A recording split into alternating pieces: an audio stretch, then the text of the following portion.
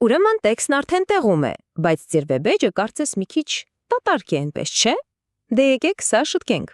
Մենք կյանք կհաղորդենք էջին, ավելացնելով նկարներ, հղումներ ու իհարկե կոկիկ դասավորված տվյալներ։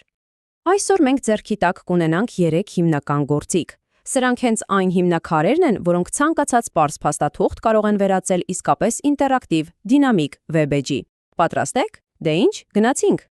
Ահա թե ինչ պլան ունենք։ Սկսելու ենք վիզուալներից, հետո կանցնենք նավիգացիային ու տվյալների կազմակերպմանը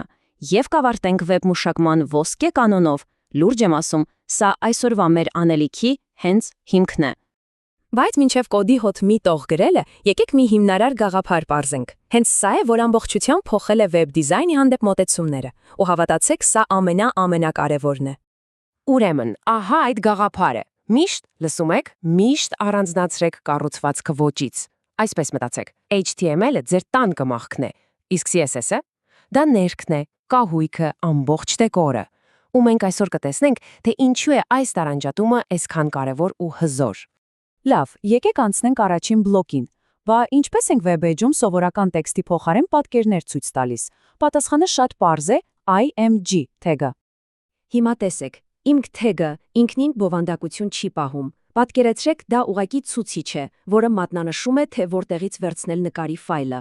Իսկ թե կոնկրետ որտեղից, դա մենք իրեն ասում ենք src ատրիբուտի միջոցով։ Լավ, բայց հիմա ամենահետաքրքիրը նկարների մասին։ Բանը միայն սուրսի մեջ չի, կամ մի ուրիշ ատրիբուտ, որը ուղղակի կրիտիկական նշանակություն ունի եւ մատչելիության, եւ օգտատիրոջ փորձառության համար։ Դա alt ատրիբուտն է։ Ու սա ուղղակի հիանալի ցույց է տալիս, թե ինչու է alt տեքստն այդքան կարևոր։ Տեսեք, եթե նկարը չբեռնվի, օգտատերը միևնույն է հասկանում է, թե ինչ պիտի լիներ այդտեղ։ Բացի դրանից, որ շատ կարևոր է, սա հենց այն տեքստն է, որն էկրանի ընթերցիչ ծրագրերն օգտագործում են տեսողության խնդիրներ ունեցող մարդկանց նկարը նկարագրելու համար։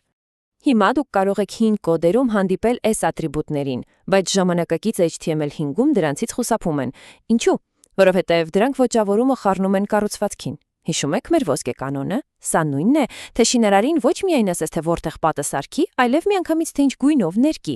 Շատ ավելի լավ է այդ երկու գործերն իրարից առանձին պահել։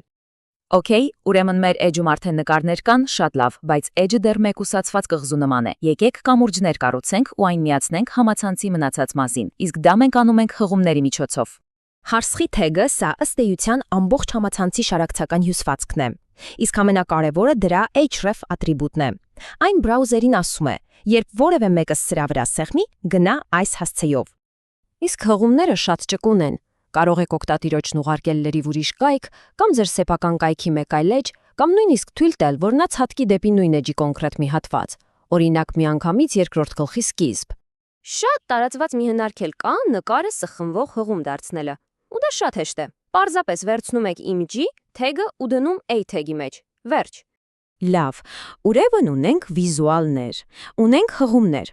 Բայց ինչ անենք, երբ պետք է կառուցվածքային տվյալներ ներկայացնենք, ասենք ապրանքների ցանկ կամ դասացուցակ։ Դե հենց դրա համար էլ մենք օգտագործում ենք աղյուսակներ։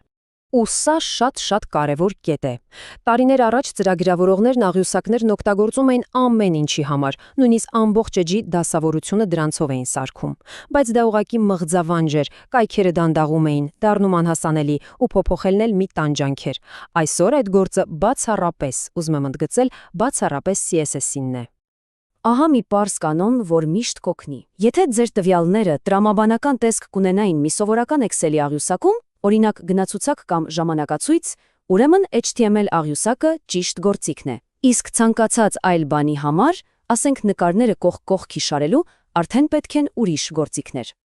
Աղյուսակ սարքելը շատ պարզ ու տրամաբանական հերթականություն ունի։ Նախ ստեղծում եք table container-ը, հետո դրա մեջ ավելացնում եք տողեր tr-ով, ու վերջում այդ տողերը լցնում եք բջիջներով, կամ վերնագրի բջիջներով th-ով, կամ էլ տվյալների բջիջներով td-ով։ Ի տարբերություն այն հին ոճային ատրիբուտների, որոնց մասին խոսեցինք, Colespan-ն ու Rospan-ը, մինչև հիմա էլ ակտուալ են ու օգտագործվում են։ Ինչու՞։ Որովհետև դրանք սահմանում են աղյուսակի կառուցվածքը։ Օրինակ բջիջներն են իրար միացնում, այլ ոչ թե պարզապես դրա տեսքը։ Դե ինչ, եկեք այս ամենը մի բերենք ու վերադառնանք մեր